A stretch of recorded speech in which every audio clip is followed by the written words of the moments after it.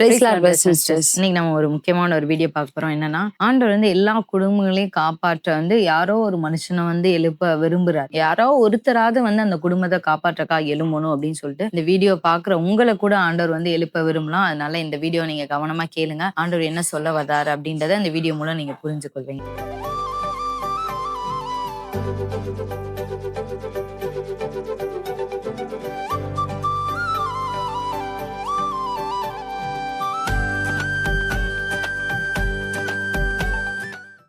நம்ம ஒரு வசனம் வாசிக்கலாம். எசேக்கியேல் 22:30 இருக்கு. நான் தேசத்தை அழிக்காதபடிக்கு திறப்பிலே நிற்கவும் சுவரை அடைக்கவும் தக்கதாக ஒரு மனுஷனை தேடினேன், ஒருவனையும் காணேன். இந்த இடத்துல ஆண்டு சொல்ல, நான் தேசத்தை அழிக்க கூடாது, அதுக்காக ஒரே ஒரு மனுஷனை தான் தேடுறேன், ஆனா ஒருவனை கூட நான் காண மாட்டேங்கிறேன் அப்படின்னு. எதுக்காக ஆண்டவர் வந்து ஒரு மனுஷனுடைய ஒரு உதவியை வந்து ஆண்டவர் வந்து அந்த இடத்துல நாட்டுறாரு. ஆண்டவர் நினைச்சா தேசத்தை வந்து காப்பாத்தலாம், தேசத்தை அழிக்கலாம், எது வேணாலும் பண்ணலாம். ஆனா ஒரு தேசத்தை காப்பாற்றுறதுக்காக எதுக்காக ஒரு மனுஷனை வந்து இது பண்ணணும் அப்படின்னா, எப்பயுமே வெளிச்சத்தின் ராஜ்யமும் சரி, இருளின் ராஜ்யமும் சரி, நம்ம இருக்கிற இந்த ஆண்டவர் படைத்த இந்த பூமியில எந்த ஒரு செயலை பண்ணனாலும் ஒரு மனுஷனுடைய உதவி வந்து தேவைப்படுது அவங்களுக்கு. அதனாலதான் வந்து ஆண்டவர் வந்து அப்படி சொல்றாரு, நான் வந்து தேசத்தை வந்து அழிக்காதபடிக்கு ஒரே ஒரு மனுஷனை தான் நான் தேடினேன் அப்படின்னு சொல்லி.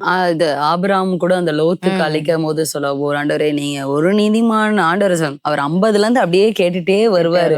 அப்ப ஒரு நீதிமான் இருந்தா கூட நான் வந்து அந்த இடத்த நான் அழிக்க மாட்டேன் அப்படின்னு சொல்லி ஆண்டவர் வந்து அப்படிதான் ஆண்டவர் வந்து அந்த லோத்தை வந்து வெளியே தூக்குனது. அதே மாதிரிதான் நோவா காலத்திலே அப்படிதான் ஆண்டவர் வந்து நோவாவை நீதிமானா பார்த்தனால்தான் நோவாவை மட்டும் அவங்க குடும்பத்தை மட்டுமே வந்து தூக்குனார் ஆண்டவர். இப்படிதான் நம்மளுக்கும் வந்து இன்னைக்கு இது. அதே மாதிரி பிசாசும் அப்படிதான். அவன் வந்து அவனுடைய செயலை பண்றது எல்லாரும் தேவை கிடையாது. அட்லீஸ்ட் ஒரு பர்சன் வந்து அவனுக்கு வில்லிங்கா இருந்தா போதும். அதை வச்சு அவன் வந்து நிறைய காரியத்தை வந்து பண்ணிடுவான். அப்ப இந்த ராஜ்யமும் சரி, அந்த ராஜ்யமும் சரி, அந்த ஒரு நபரை தான் வந்து தேடி கொண்டு இருக்காங்க. அவங்களுக்கு வில்லிங்கா நம்ம யாரை வந்து கொடுக்குறோமோ அதை வந்து வைக்கணும் அப்படின்னு சொல்லிட்டு. யோசேப்பு ஆண்டவர் அந்த காலத்துல வந்து அப்படிதான் வந்து இது பண்ணாரு. அவர் ட்ரெயின் பண்ணாரு. யோசேப்பு வந்து ட்ரெயின் பண்ணி மொத்த குடும்பத்தை மட்டும் இல்ல, அந்த மொத்த தேசத்தையுமே யோசேப்பை வச்சுதான் ஒரு பெரிய திட்டத்தை வந்து ஆண்டவர் வச்சிருந்தார். இஸ்ரவேல் தேசத்துக்கும் சரி, இந்த சைடுல உள்ள மக்களுக்கும் சரி, அந்த எகிப்து மக்களுக்குமே சரி, ஆண்டவர் அறிஞ்சவங்களுக்கும் சரி, ஆண்டவர் அறியாதவங்களுக்கும் சரி, நம்ம அப்படிதான் வந்து பார்க்கணும். நம்ம இன்னைக்கு வந்து ஆண்டவர் அறிஞ்சவங்களுக்கு மட்டும் தான் ஹெல்ப் பண்ணணும், ஆண்டவர் அறியாதவங்களை அப்படியே விட்டுறணும் அப்படி கிடையாது. ஆண்டவர் அறிஞ்சவங்க அறியாதவங்க உங்க குடும்பத்துல யாரா இருந்தாலும் எல்லாருக்குமே நீங்க வந்து ஒரு உதவியா, ஒரு யோசேப்பா நீங்க மாறணும் அப்படின்னு சொல்லி ஆண்டவர் விரும்புறாரு. அதுக்கு குடும்பத்துல ஒருத்தராவது அவருக்கு ஒத்துழைச்சா கூட ஆண்டவர் வந்து தூக்கிடுவார். குடும்பத்துல எல்லாரும் ஒத்துழைக்கும் போது ஆண்டவர் எல்லாருக்கும் ஒரு அனாயிண்டிங் வச்சு வேற வேற இதெல்லாம் வந்து இது பண்ணுவார். ஆனா இப்ப என் குடும்பத்துல யாருமே ஒரு பெரிய லெவல்லாம் இல்ல அப்படின்னா, நீங்க அந்த சொல்ற நீங்களாவது ஒத்துழைப்பு தரும்போது ஆண்டவர் உங்களை வந்து ஒரு யோசேப்பா ஆண்டவர் வந்து மாற்ற விரும்புறாரு. இன்றைக்கு நீங்க பாத்தீங்க அப்படின்னா எல்லாருடைய குடும்பத்திலயும் ஆண்டவர் ஒரு யோசேப்பை வச்சிருக்கிறாரு. ஏன் ஒரு சில குடும்பங்கள் மட்டும் நல்லா ஆசீர்வதிக்கப்பட்டு இருக்கிறாங்க அப்படின்னா, அந்த குடும்பத்துல இருக்கிற யோசேப்பு வந்து கரெக்டான ஒரு ரெவலேஷன் ஆண்டவர்கிட்ட வாங்கி கரெக்டான பொருளாதாரத்திலயும் அவங்க கரெக்டா வந்து ஹேண்டில் பண்ணும்போது அந்த குடும்பமே வந்து நல்லபடியா வந்து இயங்கும். அதுக்கு நமக்கு என்ன தேவை அப்படின்னா, ஆண்டவர்கிட்ட வந்து ஒரு நல்ல ஒரு ரெவலேஷன் வந்து தேவை, ஒரு ஐடியா வந்து தேவை இருக்கு. இப்ப நம்ம ஒரு வசனம் வாசிக்கலாம். ஆதியாகமம் 41:34. இப்படி பார்வோன் செய்து தேசத்தின் மேல் விசாரணைக்காரரை வைத்து பரிபூர்ணமுள்ள 7 வருஷங்களில் எகிப்து தேசத்திலே விளையும் விளைச்சலில் 5ல் ஒரு பங்கை வாங்கும்படி செய்வாராக. ஆக்சுவலி வந்து அந்த இடத்துல யோசேப்பு வந்து என்ன சொல்றாரு அப்படின்னா, ஓகே இதெல்லாம் ஓகே, அப்ப நம்ம பஞ்ச காலத்துல இருக்கிறதுக்கு நம்ம சர்வே பண்றதுக்கு என்ன பண்ணோம்னா, மக்கள் எல்லாரும் அந்த 5ல இருக்க ஒரு பங்கை வந்து இங்க வந்து நமக்கு சேவ் பண்றதுக்கு நமக்கு வந்து கொடுக்கணும் அப்படின்னு சொல்லிட்டு அந்த இடத்துல ஒரு சின்ன ஐடியா தான். நெக்ஸ்ட் இருக்க 7 வருஷங்கள் அவங்க சர்வே பண்ணணும் இருக்கா. சோ அப்படிங்கும் போது அவர் அந்த ஐடியா சொல்லும் போது அது வந்து பார்வோனுடைய பார்வைக்கு ரொம்ப நல்லதா இருந்துச்சு. ஜனங்கள் மத்தியிலயும் ரொம்ப நல்லதா வரவேற்கத்தக்க உண்மையான ஒரு ஐடியாவா இருந்துச்சு. இந்த இது வந்து எப்படி சொல்ல, இதை நடத்துறது இதெல்லாம் வந்து கொஞ்சம் கடினமான ஒரு ஹெவி தான். இந்த அன்னைக்கு யோசேப் வந்து இந்த ஐடியா சொன்னதுக்கு அப்புறம் விசாரணைப்புக்காரனா யோசேப்பையா வந்து பார்வோனை வந்து நியமிச்சிட்டாரு. இந்த இதுக்கு வந்து தலைவராகவும் பார்வோனை நியமிச்சிட்டாரு. இந்த ஐடியா சொன்னா மாத்தல, அந்த வேலையை நீயே செஞ்சிருப்பா அப்படின்னு சொன்னோன்னே அதை வந்து தாங்கி நடத்துறதுங்கிறது கொஞ்சம் கஷ்டமான விஷயம் தான். ஆனாலும் அந்த இடத்துல யோசேப் வந்து உண்மையாமே கரெக்டா அவருக்குன்னு கொடுக்கப்பட்ட ஒரு சில நேரம் பார்த்துட்டு இருக்குதான் உங்களுக்கு ஆண்டவர் வந்து ஒரு சில இதுதான்ப்பா என்னுடைய திட்டம், இந்த மாதிரி நீ இந்த வேலையில நீ இப்படித்தான் செய்யணும், நீ இப்படி செஞ்சனா உன் குடும்பம் காப்பாற்றப்படும், உன்னுடைய சந்ததிகள் காப்பாற்றப்படும் ஆண்டவர் வந்து சொல்லியிருந்தாலும் உங்களுக்கு வந்து ஆண்டவர் சொன்னதுக்கு அப்புறமா ஒரு தடுமாற்றமா இருந்துச்சு அப்படின்னா உங்க குடும்பத்தை நம்ம காப்பாற்ற முடியும். ஆனா அன்னைக்கு யோசேப்புக்கு இருந்ததான ப்ரெஷர் வந்து அதிகம் தான். அவர் மேல கொடுக்கப்பட்டதான அந்த பேர்டனா இருக்கலாம், அவர் மேல கொடுக்கப்பட்டதான ஒர்க்கா இருக்கலாம், பொறுப்பா இருக்கலாம், இதெல்லாமே பெருசுதான். ஆனால் அந்த பெருசை ஆவியானவருடைய துணை கொண்டு அவர் நீட்டா செஞ்சனால அவர் மட்டும் இல்ல, அந்த தேசத்துல இருக்கதான ஜனங்கள், அவருடைய சொந்த ஜனங்கள் எல்லாருமே ஆசீர்வதிக்கப்பட்டாங்க. அதனால இன்னைக்கு வந்து முக்கியமா உங்க பொருளாதாரத்துல ஆண்டவர்ட்ட வந்து நல்ல ஞானத்தை கேட்கணும். ஏன்னா நம்ம பொருளாதாரம் நிறைய குடும்பங்கள் பாத்தீங்கன்னா இன்னைக்கு வந்து மேக்சிமம் வந்து நிறைய குடும்பங்கள் ஒரு தவறான பாதைக்கு போறதோ இல்லைன்னா ஒரு ரொம்ப அழுகையின் பள்ளத்தாக்குள்ள போறதுக்கு வந்து முக்கியமான காரணம் வந்து இந்த பொருளாதார பின்னடைவு தான். இப்ப அன்னைக்கு மட்டும் யோசேப்பு வந்து இந்த ஐடியாவை வந்து ஆண்டவர்ட்ட கேட்டு அதுபடி செய்யலன்னு வைங்களேன், எகிப்துக்கே பஞ்சம் இருக்கும். அதாவது எகிப்து வந்து அந்த காலத்துல நல்ல செல்வ செழிப்பா இருந்த ஒரு நாடு. இப்ப அந்த நாடே பஞ்சம் ஆகும்போது மத்தவங்க எல்லாம் ஈஸியா அவுட் ஆயிருவாங்க. அவங்களால சர்வை பண்ணவே முடியாது. இப்ப இன்னைக்கு நம்ம சர்வை பண்றோம், இன்னைக்கு நான் நல்லா இருக்கேன் அப்படின்றது மட்டும் இல்ல, இனி நம்ம ஃபியூச்சர் ஆண்டவர் இப்படி ஒரு முழு தேசத்துக்கே ஒரு அழிவு வரும். ஆனா அந்த அழிவுல நீங்க பாதுகாப்பா இருக்கணும் அப்படின்னா இதெல்லாம் செய்யுங்க. பினான்சியலா, எக்கனாமிக்கலா நீங்க வந்து இப்படிலாம் உங்க குடும்பத்தை நீங்க வந்து இது பண்ணிக்கோங்க அப்படின்னு ஆண்டவர் ஒரு ஐடியா சொன்னார். கண்டிப்பா எப்பயுமே ஆண்டவர் நம்மள வந்து மனிதர்களை படைச்சிருக்க அந்த ஸ்ட்ரக்சரே அப்படிதான். ஒரு சீசன் பிளஸிங்கா இருந்துச்சுன்னா இன்னொரு சீசன் வந்து நம்ம ஒரு ட்ரை சீசனுக்குள்ள போக தான் செய்வோம். அது வந்து எல்லாருக்குமே. அப்போ அந்த ஆசீர்வாதமா இருக்க சீசன்லயும் நம்ம ஞானம் இல்லாம நம்ம சொதப்பிட்டோம்னு வைங்களேன், அந்த ட்ரை சீசன்ல நம்ம சர்வே பண்றது ரொம்ப கஷ்டம். சோ அதனாலதான் ஆண்டவர் அந்த பார்வோனுக்கு அந்த 7 வருஷம் நல்ல ஆசீர்வாதம் ஆண்டவர் சொல்ற, இந்த 7 வருஷத்துல உன்னால எவ்வளவு சம்பாதிக்க முடியுமோ, எந்த அளவுக்கு நீங்க சேர்த்து வைக்க முடியுமோ, எந்த அளவுக்கு இது பண்ண முடியுமோ, அந்த ஒரு ரெவலேஷனை தான் ஆண்டவர் கொடுத்ததை யோசேப்பு வந்து கரெக்டா செஞ்சாங்க. ஒருவேளை இப்ப ஆண்டவர் உங்க பினான்சியலா பயங்கரமா உங்களை ஆசீர்வதிச்சிருக்கலாம். நீங்க உங்களுக்கு வந்து அந்த பினான்சியல் இப்ப வந்து உங்களுக்கு தெரியாம கூட உங்களுக்கு இருந்திருக்கலாம். ஆனாலும் ஏதோ ஒரு சீசன் உங்களுக்கு வரும்போது இந்த நீங்க சேர்த்து வைத்ததான ஆகாரம் இது உங்களுக்கு மட்டும் இல்ல, குடும்பத்துல இருக்க பிறர் மனிதர்களுக்கும் சரி, தேசத்துக்கும் சரி, இல்ல பல ஊழியர்களுக்கு கூட அது பிரயோஜனமா இருக்கும். கண்டிப்பா. அதுதான் அந்த அசைன்மெண்ட். யோசேப்பு வந்து அவர் மட்டும் உட்கார்ந்து அரண்மனையில சாப்பிடுறது ஒரு அசைன்மெண்டே கிடையாது. அவர் மட்டும் பாதுகாக்கப்படுற ஒரு அசைன்மெண்டே கிடையாது. தேவ திட்டம் உங்க வாழ்க்கையில் நிறைவேறணும்னு நினைச்சீங்கன்னா இப்ப நல்லா பொருளாதார செழிப்பை தரும்போது நீங்க பின்னாடி அநேகருக்கு பயன்படும் விதமாக நீங்க வந்து அதை பராமரிக்கணும்.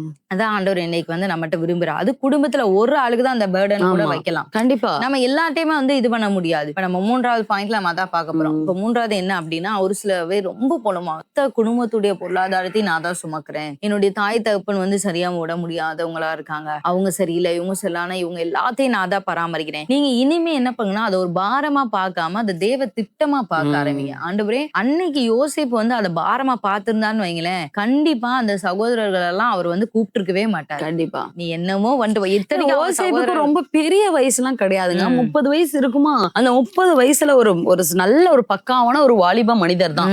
அப்பாத்துங்க, ஒரு வாலிப மனிதனுக்கு ஒரு தேசத்தினுடைய ஒரு பாரமே இருக்கு. பாரம் அவங்க குடும்பம். அதுக்கடுத்து நம்ம இப்ப ஒரு வசனம் பாத்தீங்கன்னா, அவங்க தகப்பன் சகோதரன் தகப்பன் வீட்டாருக்கே அவர் பராமரிச்சதை நம்ம பார்க்கலாம். ஆதியாகமம் 47:12-13 பாத்தீங்கன்னா தெரியும், யோசேப்பு தன் தகப்பனையும் தன் சகோதரரையும் தன் தகப்பனுடைய குடும்பத்தார் அனைவரையும் அவரவர்கள் குடும்பத்திற்கு தக்கதாய் ஆகாரம் கொடுத்து ஆதரித்து வந்தான். பஞ்சம் மிகவும் கொடிதாய் இருந்தது, தேசமெங்கும் ஆகாரம் கிடையாமல் போயிற்று, எகிப்து தேசமும் கானான் தேசமும் பஞ்சத்தினாலே மெலிந்து போயிற்று. பாருங்க, இந்த இடத்துல யோசேப்பு தன் சகோதரனையும் தகப்பனுடைய வீட்டார் அனைவரையும் எண்ணி பாத்துக்கோங்க. அவர்லாம் எண்ணி ஓகே இவங்க உங்களுக்கு எல்லாம் இவ்வளவுங்கிறத அவர் பராமரிச்சுட்டு வந்திருக்காரு.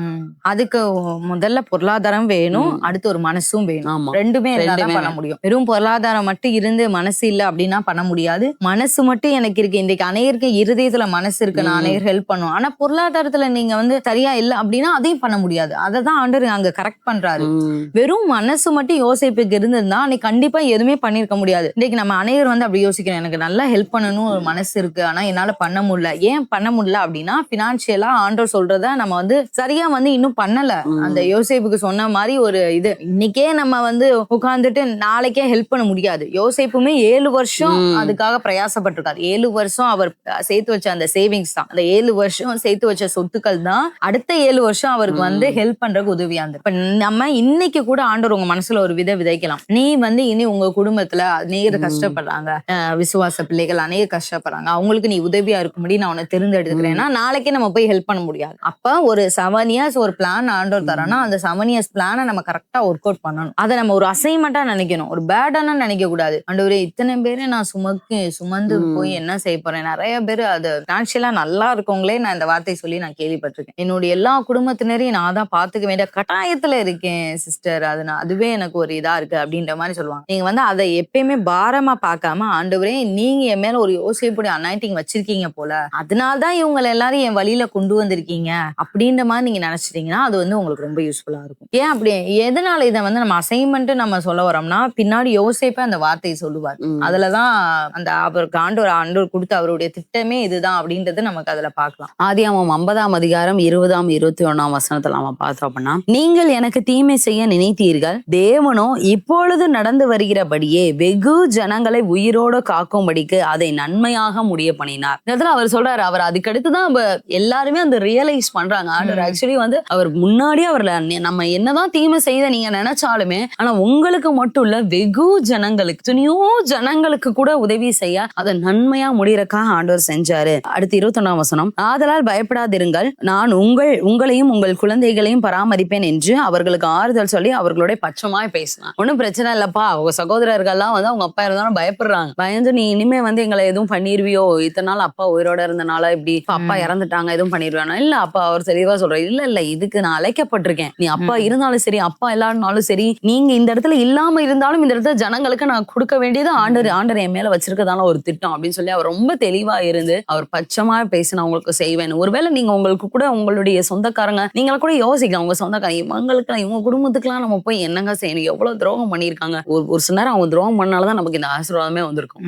ஆண்டவர் வந்து அந்த ஒரு பாதையவே ஆண்டவர் நமக்கு வந்து அதனாலதான் நமக்கு ஒரு பெரிய ஒரு லெசன் நம்ம லேர்ன் பண்ணிருப்போம், ஒரு பெரிய ஆசீர்வாதமே நமக்கு வந்து கிடைச்சிருக்கும். சோ நம்ம அதனால அவங்களுக்கு வந்து அவங்க பிற்காலத்துல அவங்க கஷ்டப்படும் போது இவனுக்குலாம் நம்ம எதுக்கு உதவி செய்யணும்னு தள்ளி போகாம அவன்கிட்டயே போய் ஒன்னும் பிரச்சனை இல்ல, நீங்க அன்னைக்கு அப்படி பண்ணீங்க, ஆனா தேவன் இதை நன்மையா மாற்றினார், இந்தாங்க நான் உங்களை பாத்துக்கிறேன் அப்படின்னு சொல்லி நீங்க பட்சமா பேசுங்க. யோசேப்பை பேசின போல உண்மையாலுமே அது ரொம்ப வந்து ஆறுதலா இருக்கும். அப்ப நீங்க வந்து கேட்கலாம், அப்ப நாங்க கடைசி வரைக்கும் நாங்க அவங்களே வந்து இது பண்ணலாமா அப்படின்னு. யோசேப்பு வந்து என்ன பண்ணாரு அப்படின்னா, வந்தப்ப அவங்களுக்கு பஞ்சத்துல இருந்து ஆகாரம், ஏன்னா ஃபர்ஸ்ட் சர்வை பண்றதுக்கு சாப்பாடு ரொம்ப முக்கியம். அது இல்லாம நம்ம உணவு, இருப்பிடம், உடை, இந்த 3 இல்லாம இது வந்து ரொம்ப பேசிக்கான நீட்ஸ். இதை வந்து கண்டிப்பா அவர் சந்திக்கணும். அதை வந்து ஃபர்ஸ்ட் சந்திக்கிறாரு. அதுக்கப்புறம் என்ன பண்றாருன்னா, அவங்க வந்து ஒரு சின்ன ஒரு இதுக்கு வந்து தூக்கி விடுறாரு. ஒரு ஊர் கொடுத்து அந்த இடத்துல நீங்க ஒரு நல்ல அவங்களே தொழில் பண்ண நீங்களே சர்வை பண்றதுக்காக இத்தனை நாள் என்கிட்ட இருந்து வாங்குனீங்க, இனிமே நான் உங்களுக்கு தந்துடுறேன், நீங்க இன்னும் கொஞ்சம் சர்வை பண்ண பாருங்க அப்படின்னு சொல்லி தூக்கி விடுறாரு. நம்ம பார்க்கலாம். ஆதியாகமம் 45:10-11 இருக்கு. நீரும் உம்முடைய பிள்ளைகளும் அவர்களுடைய பிள்ளைகளும் உம்முடைய ஆடு மாடுகளோடும் உமக்கு உண்டாயிருக்கிற யாவற்றோடும் கோசே நாட்டில் வாசம் பண்ணி என் சமீபத்தில் இருக்கலாம். உமக்கும் உம்முடைய குடும்பத்தாருக்கும் உமக்கு இருக்கிற யாவற்றிற்கும் வறுமை வராதபடிக்கு அங்கே உம்மை பராமரிப்பேன். இன்னும் 5 வருஷம் பஞ்சம் இருக்கும் என்று உம்முடைய குமாரனாகிய யோசேப்பு சொல்ல சொன்னான் என்று சொல்லுங்கள். பாருங்க, அந்த வார்த்தை தான் முக்கியம். யாருக்கும் வந்து வறுமை வரக்கூடாது, வறுமை வராதபடிக்கு நான் உங்களை வந்து பராமரிக்கிறேன் அப்படின்னு சொல்றாரு. அதுக்காக அவர் பேலஸ்ல இருக்கிற வாழ்க்கை இவங்களுக்கு கொடுக்கல. அந்த அளவுக்கு அவர் செஞ்சிருப்பாருன்னு நம்ம சொல்ல முடியாது. அது அவருடைய லைஃப் ஸ்டைல், அது ரொம்ப டெய்லி ரொம்ப டிஃப்ரெண்ட் ஆனது. ஆனா இவங்க வந்து அதுக்கு அந்த வறுமையில செத்து, ஏன்னா பசி பஞ்சத்துல வந்து அந்த காலத்துல செத்துருவாங்க, அந்த அளவுக்கு ரொம்ப போயிடக்கூடாதுன்னு சொல்லிட்டு ஆகாரம் கொடுக்குறாரு. அப்புறம் வந்து ஒரு சொன்ன மாதிரி சின்ன பிசினஸ் மாதிரி ஒரு சின்ன தொழிலை வந்து அவங்களே செய்யும்படியா ஏற்பாடு வந்து பண்ணி கொடுக்குறாரு. ஒரு இடம் அவங்களுக்குனே ஒரு தனி ஒரு இடம் அந்த நாட்டை கொடுத்து, இதுல நீங்க வந்து பாதுகாப்பா இருந்துக்கோங்க, இந்த இடத்துல உங்களுக்கு எந்த பிரச்சனையும் வராது, நீங்க இருந்துக்கோ. உங்களுக்கு வந்து அதான் சொல்றேன், அவர் வந்து ஃபர்ஸ்ட் போக்கஸே அந்த வறுமை, அந்த நீட்ஸை ஃபர்ஸ்ட் அவர் வந்து அதுல ரொம்ப தெளிவா இருந்தார். அதுக்காக வந்து அவங்கள கடைசி வரைக்கும் இவங்க தொழில்ல இவங்க டாப் லெவல்ல வர்ற வரைக்கும் நான் அவங்களை ஒன்னொன்னா பார்த்து செய்வேன். அவர் வேலையும் அவருடைய ஒர்க் அங்க தனியாவும் அதோட இதையும் சேர்த்து ஒரு கண்ணு பாத்துக்கிட்டாரு. அவ்வளவுதான். நீங்களும் என்னன்னா அவங்களே இது பண்ணணும் இல்ல, நீங்க ஒரு டைம் தூக்கி விடுங்க, தூக்கி விட்டதுக்கு அப்புறம் ஒரு கண்ணு அப்பப்ப பாத்துக்கோங்க. அவ்வளவுதான். அவங்களுக்குன்னு ஒரு இதை வச்சு கொடுத்தீங்களா, ஒரு சில பேர் எல்லாம் கடை வச்சு கொடுப்பாங்க, கடை வச்சு கொடுத்தீங்களா, அப்பப்ப பாத்துக்கோங்க, ஒன்னும் பிரச்சனை இல்ல, நல்லா இருக்காப்பா அப்படின்னு ஒரு எட்டு பாத்துக்கோங்க. நீங்க அந்த மேற்பார்வையில அந்த வேலைகளை நீங்க கொஞ்சம் பாத்துக்கோங்க. அந்த ஒரு இதை தான் நம்ம பண்ணணும். ஏன்னா ஆண்டவருடைய வசனம் சொல்லுது, நன்மை செய்ய உனக்கு திராணி இருக்கும்போது அது செய்யத்தக்கவர்களுக்கு செய்யாமல் இராது. இன்றைக்கு ஆண்டவர் உங்களை வந்து ஆசீர்வாதமா வைத்துக்கிறார் அப்படின்னா, ஆண்டவர் நிச்சயமா உங்க குடும்பத்தை பராமரிக்கிறக்காது. உங்க குடும்பம்னா நான் சொல்றது வெறும் உங்க மனைவி பிள்ளைகள் மட்டும் கிடையாது, உங்க எக்ஸ்டெண்டட் ஃபேமிலிஸையும் நீங்க வந்து பார்க்கணும். அதுதான் ஆண்டவர் வந்து சொல்றாரு இந்த இடத்துல. யோசேப்பு வந்து வெறும் அவர் மனைவி பிள்ளைகள் மட்டும் பார்த்திருந்தாதான் அவருக்கு இவ்வளவு தூரம் வந்து அவர் இது பண்ணவே தேவையில்லையே. அவரே அரண்மனையில வந்து நல்ல வாழ்க்கை தான் வந்தார். அந்த மாதிரி நம்ம அவர் சகோதரர்கள் பாத்துக்கோங்க, சகோதரர்களே எத்தனையோ பேர், சகோதரர்களே கிட்டத்தட்ட 10 பேர் இருப்பாங்க, 10-11 பேர். அது போக தகப்பன் வீட்டாருன்னா அவருடைய தகப்பனுடைய ஒய்ஃப்ஸ், அந்த மாதிரி நிறைய பேர், மொத்தமே நிறைய பேர் 70க்கு மேற்பட்டவர் வந்து வருவாங்க. அப்ப ஒவ்வொருத்தரையும் வந்து இது பண்ணும். அதுக்கப்புறம் பார்த்தீங்கன்னா சகோதரருக்கு பிறந்த பிள்ளைகள் அதெல்லாம் நிறைய இருக்கும். அதனால அவங்களுக்கும் வந்து ஹெல்ப் பண்ணியிருக்காரு. அந்த அளவுக்கு திராணியை ஆண்டவர் யோசேப்புக்கு தந்திருக்காரு. அதான் நம்ம திராணிக்கு மேல ஆண்டவர் நம்மகிட்ட நம்மகிட்ட எதுக்கா நம்ம இன்னைக்கு போய் ஒரு 70 பேருக்கு சாப்பாடு போடணும் அப்படின்றது இல்ல. உங்களுக்கு ஆண்டவர் எதை மனசுல வைக்கிறாரோ, உங்களுக்கு தெரியும் ஓகே என்னால இது தர முடியும் அப்படின்னு. ஒரு சில பேருக்கு வந்து 10,000 கூட ஈஸியா எடுத்து கையில கொடுப்பாங்க, அது அவங்களுடைய திராணி. ஒரு சில பேர் 5,000 ஈஸியா கொடுப்பாங்க, ஒரு சில பேர் 1,000 ரூபாய் பாக்குறவங்களுக்கு 1,000 ரூபாய் ஈஸியா கொடுத்துருவாங்க, ஒரு சில பேர் அவங்களுக்கு கெப்பாசிட்டி 100 ரூபாய் தானே 100 ரூபாய் கொடுத்துருவாங்க. அப்ப நம்மளுடைய தகுதி என்ன, திராணி என்ன நமக்கு வந்து ஆண்டவர் தெரியும். ஆனா அதை வந்து கரெக்டா நம்ம இது பண்ணும்போது ஆண்டவர் இன்னைக்கு குடும்பங்களை காப்பாற்றுகிற ஒரு யோசேப்பாய் ஆண்டவர் நம்மளை மாற்றுகிறார். கண்டிப்பா. ஏன்னா அதுக்காக தான் தேவன் நமக்கு அந்த உயர்வும் தந்திருக்காரு. யோசேப்பா அதனாலதான் சொல்றாரு, இன்றைக்கு வெகு ஜனங்களை பராமரிக்கும்படியா தேவன் என்ன மாற்றிருக்காரு அப்படின்னா, அந்த இதை நம்ம மட்டும் அனுபவிக்கிறக்கா கிடையாது, நம்ம அந்த பிளெஸிங்ஸ் வந்து நம்ம மட்டும் அனுபவிக்கிறக்கா கிடையாது, வெகு ஜனங்களை உயிரோட காப்பாற்றுவதற்காக. அநேகர் அந்த சோர்வின் குழியில விழுந்துடக்கூடாது, இந்த கடன் என்ற குழியில விழுந்துடக்கூடாது, வறுமை என்ற குழியில விழுந்துடக்கூடாது. ஐயோ என்னை யாராவது தூக்கி மட்டும் விட்டா போதுமே, ஏன்னா இன்னைக்கு நிறைய பேர் அப்படி இருக்காங்க, என்னை யாராவது தூக்கி மட்டும் விட்டா போதுமே, நான் லைஃப்ல அடுத்த பதிக்கு நான் போயிருவேனே அப்படின்ற மாதிரி அவங்களுக்கு வந்து யோசேப் மாதிரி ஐடியா கூட உங்களுக்கு இல்லாம இருந்திருக்கலாம். அதே மாதிரி எப்பயுமே நான் யோசேப்பே டிபெண்ட் பண்ணி இருக்கணும் அப்படின்னு கூட இல்லாம இருக்கலாம். ஆனா என்னை யாரா இந்த கோசை நாட்டுல வந்து எப்படி ஆடு மாடு இது பண்ற மாதிரி தூக்கி விட்டார்ல யோசேப்ப, ஓகே அதுக்கப்புறம் நான் என் லைஃபை நான் பாத்துக்கிறேன், இப்ப நான் ரொம்ப பஞ்சத்தின் பிடியில இருக்கேன், ஆனா இப்ப யாராவது என்னை தூக்கி விட்டாங்கன்னா அதுக்கப்புறம் நான் பிக்கப் பண்ணி நான் அவார்டு போயிருவேன், நான் யாரு கையும் ஏந்த மாட்டேன், அந்த மென்டாலிட்டியும் நிறைய பேருக்கு இருக்கும். அப்ப இன்னைக்கு உங்க குடும்பத்துல யார் யார் இருக்காங்களோ உங்களால முடிந்தா ஹெல்ப் நீங்க பண்ணுங்க. பண்ணும்போது யோசேப்பை ஆசீர்வதித்த தேவன் அதற்குரிய ப்ரொவிஷனை வந்து யோசேப்புக்கும் தந்தார், தராமல் சொல்லலாம், தந்த தேவன் உங்களுக்கும் வந்து நிச்சயமா தருவார். இந்த வீடியோ உங்களுக்கு ரொம்ப பிரோஜனமா இருந்திருக்கும் அப்படின்னு நான் விசுவாசிக்கிறேன். பார்த்துட்டு இருக்கதானே நீங்க ஒருத்தவங்க ரசிக்கப்பட்டாலும் சரி, ஆண்டவர் உங்களை தான் அந்த குடும்பத்துல ஒரு யோசேப்பா வந்து தேர்ந்தெடுத்துக்கிறார். இல்ல எங்க குடும்பத்துல நாங்க எல்லாருமே ரசிக்கப்பட்டிருக்கேன், ஆனாலும் இந்த ஒரு பாரம் வந்து எனக்கு மட்டும்தான் இருக்கு, எங்க வீட்டுல உள்ளவங்கள்ட்ட எல்லாம் இது சொன்னாலும் புரிஞ்சுக்க மாட்டேங்கிறாங்க அப்படின்னா, உங்களை தான் ஆண்டவர் வந்து உங்க குடும்பத்துல ஒரு யோசேப்பா வந்து நியமிச்சிருக்காரு. நிச்சயமா ஆவியானவர் உங்களோட பேசியிருக்காரு அப்படின்னு நான் விசுவாசிக்கிறேன். நீங்களும் அநேகருக்கு உதவி செய்யுங்க. நீங்களும் குடும்பத்துல யோசேப்பா இருந்து நம்மளும் அசால்ட்டா இருந்துடக்கூடாது. ஏன்னா நம்மளை சுத்தி நிறைய பீப்புள் வந்து கனெக்ட் ஆயிருக்காங்க. சோ நம்ம ஆசீர்வதிக்கிறோமா, அவங்களும் ஆசீர்வதிக்கிறக்காக ஏங்கிட்டு இருக்காங்க. சோ நமக்கு ஜாக்கிரதையா அதை செய்யும் போது நிச்சயமா வந்து நமக்கும் அவங்களுக்கும் ஆசீர்வாதம் இருக்கும். இந்த வீடியோ நீங்க அநேகருக்கு ஷேர் பண்ணுங்க. அந்த சத்தியம் தெரியாதவங்க பிரயோஜனமா இருக்கும். மீண்டும் அடுத்த ஒரு வீடியோ உங்களை சந்திக்கிறோம். கர்த்தர் உங்களை ஆசீர்வதிப்பாராங்க.